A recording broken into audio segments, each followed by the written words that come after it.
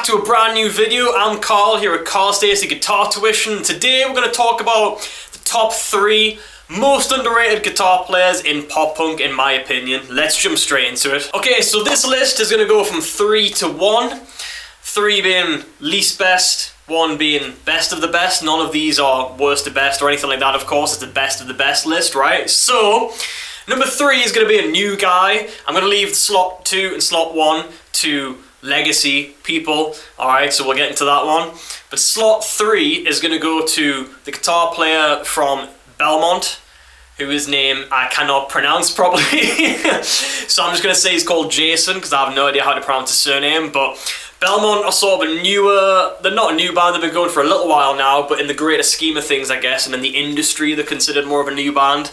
More of a newer, kind of upcoming pop punk band that offers something a little bit new, something a little bit different. To me, the way I would describe it, if someone was to ask, I would say prog punk, which is actually one of the genres down there, prog pop punk.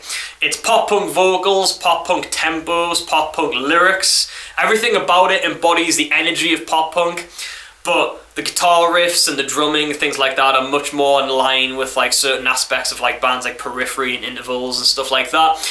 So it's a really unique combination, and it really sets the band apart from all of the other pop punk bands. They kind of took what New Found Glory started in the early 2000s and sort of like stepped it up to 10, added some steroids to it, and just made it what it is, and it's super awesome. So firstly, if you haven't heard or checked out Belmont before, I absolutely 100,000% recommend that you do.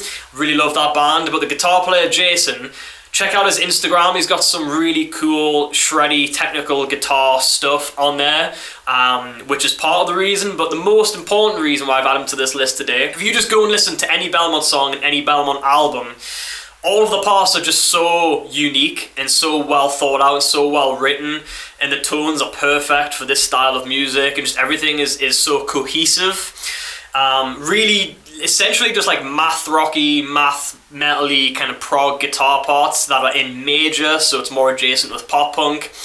And you hear a lot of sounds and tonalities that I feel like I don't hear a lot of guitar players doing, and I don't hear a lot of bands doing. A lot of guitar players and bands these days do end up sounding the same for a number of reasons, but I feel like Jason from Belmont isn't that and doesn't do that, and that band is something new and something different, and it's massively in part to his guitar riff writing and songwriting, and all the parts that he plays in those songs are really, really awesome. Number 2 is going to go to Chad from New Found Glory, alright?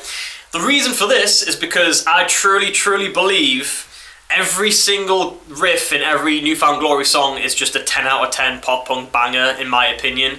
They're all super hard hitting, sometimes really fast and catchy and pop punky, other times really like on the borderline of hardcore, because that's kind of what New Found Glory like to mix together.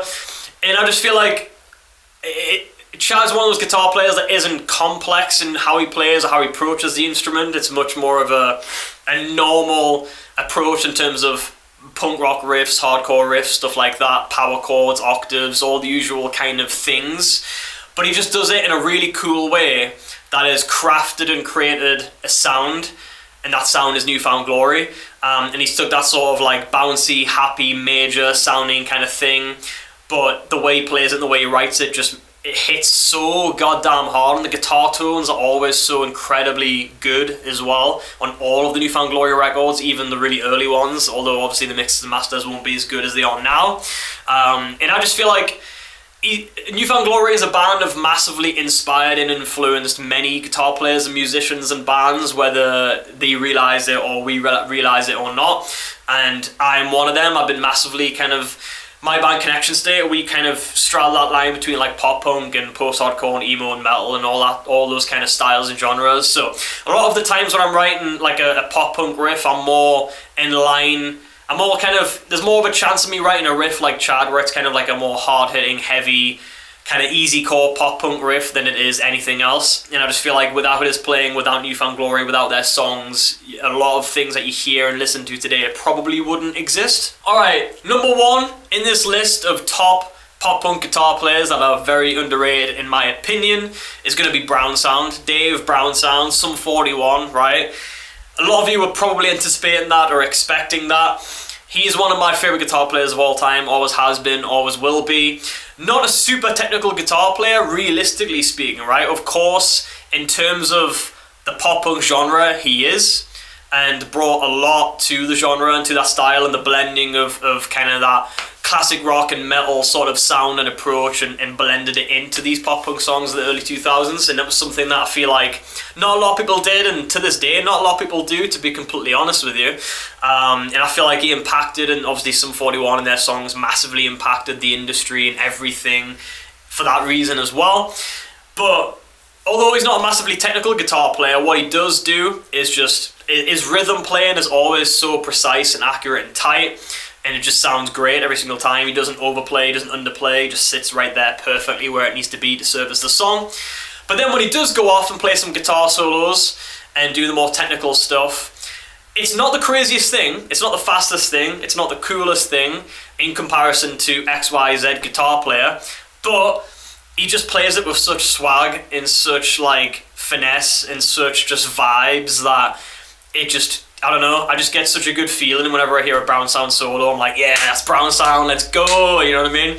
And it really helps that he's a really cool, down-to-earth, chill guy. If you ever watch any interviews with him and stuff like that as well, that is also super helpful.